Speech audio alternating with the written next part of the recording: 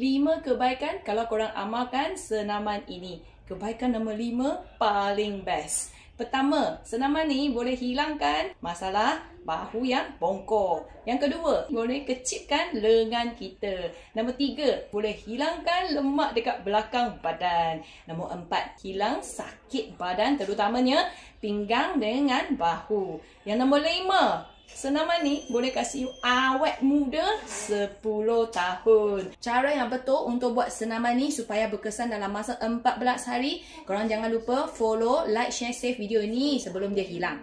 Okey, pertama sekali kemut perut dahulu. Siapa yang tak tahu lagi macam mana nak kemut perut, pergi rujuk video saya dekat profile. Okey. Lepas tu tangan letak kat belakang. Untuk kawan-kawan baru kat sini, mungkin you ada masalah bongkok belakang besar, berlemak kan. You pegang je tangan dekat belakang. Macam ni dulu. Okey, selepas sudah pegang, kita letak tegak dekat tangan dan turunkan bahu. Lepas tegak, rapatkan tapak tangan sini, try angkat slow-slow. Hanya buat dekat tangan. Perut kemut sentiasa. Jangan badan ke depan, jangan badan ke belakang. Tegakkan badan dan angkat you punya tangan slow-slow. Buat sampai dapat, sebab senaman ni mula-mula buat memang sakit satu badan.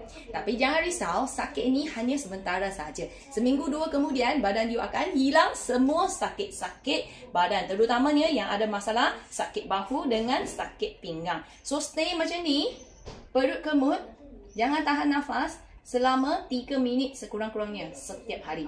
Kalau you boleh tahan lebih lama, 5 minit, boleh juga. Tahniah. Sebab apa? Lagi lama you boleh tahan, lagi awet muda. Kalau korang nak lagi cepat bakar lemak, kurus satu badan, Bertami galak korang minum air bakar lemak ini. Air bakar lemak ni ialah minuman sihat, iaitu kita campur 1 sachet midi Arabica coffee ke dalam 1 liter air. Minum selepas makan sarapan. So you akan rasa bertenaga sepanjang hari, naikkan metabolik kita, pada masa yang sama boleh sekat makan dan kenyang lama. Dia tak beban badan kita sebab dia adalah makanan sihat untuk badan.